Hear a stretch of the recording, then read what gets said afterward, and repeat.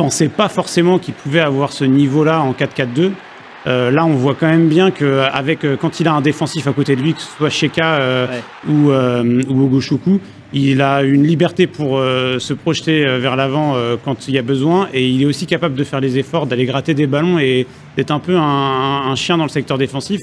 Et franchement, c'est une révélation. Et Mayer dans un 4-4-2, pour moi, c'est presque un indéboulonnable aujourd'hui aussi. 9 ballons récupérés, c'est le meilleur de son équipe.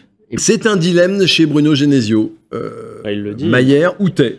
Ça, c'est un vrai dilemme. Ouais, il le disait déjà il y a 3 semaines, un mois, quelque chose comme ça, que c'était quasiment le choix qu'il avait de plus dur à faire dans son système, pour composer son 11, quand tout le monde est disponible en tout cas.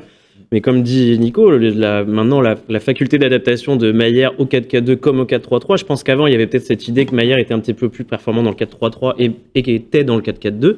Là maintenant ils le sont quasiment tous les deux. Tay a eu aussi une petite baisse de régime ces derniers temps, ce qui fait que Mayer a un petit peu plus de temps de jeu. Mais ce qui est sûr, c'est que Mayer le montre, et à travers aussi ses prises de parole, il a envie de jouer. Et je pense qu'il a, maintenant, s'il veut vraiment un statut de titulaire, là où la première année, il s'est peut-être un petit peu contenté d'un numéro 10. Moi, ce que je pense, c'est qu'en plus, si Mayer, par bonheur, restait la saison prochaine à Rennes, c'est que c'est un joueur qui est en pleine progression, alors que Flavien Tay, sans lui manquer de respect, je pense qu'il est un petit peu à son plafond de verre, et un très bon plafond de verre. Mais alors, je pense que si jamais l'année prochaine les deux sont encore là, le choix de Genesio va devenir de moins en moins compliqué. Après, je peux me tromper, parce que moi, je pense que Mayer peut être un des joueurs qui va exploser sur cette Coupe du Monde, quoi.